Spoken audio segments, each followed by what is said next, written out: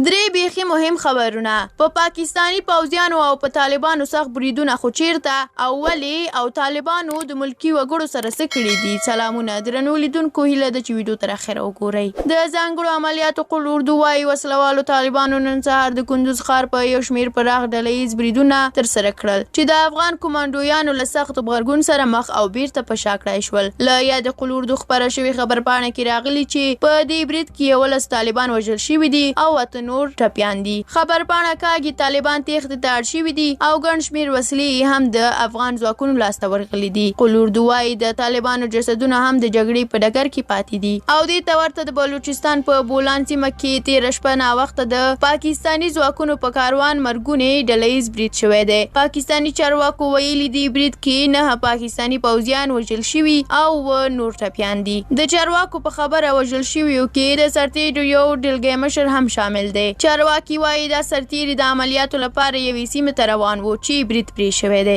او بل مهم خبر دا چې طالبانو ملکی وګړي وژلي او بیا یې جسدونه سوځولي دي. د غزني چارواکي وایي د غزني چغتو ولسوالۍ په قیاق دره کې وسلوالو طالبانو 15 تنه لومړی وژلي او بیا یې جسدونه سوځولي دي. د ولایت ویاند وحید الله جمعزاده د دوشنبې په ورځ رسنیو ته وویل پیښه تېره شپه رامنځته شوې او په وژل شویو او سوځول شویو کسانو کې 3 تنه ملکیان او 2 هم پولیس افسران دي. ښاغلی جمعزاده زیاتوي 3 تنو ملکیانو چې غوښتل یې له مالستان ولسوالۍ څخه غزني ښار ته راشي پر لاره یې 2 تنه پولیس افسران هم له ځان سره سپاره کړي چې د وسلوالو طالبانو پر کمین ور برابر شوي دي. دی وایي پولیس دواړه د رشیدانو ولسوالۍ وو. درنو لیدونکو له تاسو ډیره مننه چې ویډیو م تر اخره ولیدله. که دا ویډیو مو خوښه شوې وي لایک کړئ او که کوم نظر لرئ زموږ سره په کومنټ کې شریکولی شئ. د لا ډېرو ویډیوګانو د لیدلو لپاره زموږ د یوټیوب چینل سبسکرایب کول درنه هیر نشي. تر بلې ویډیو پورې الله مو سپارم.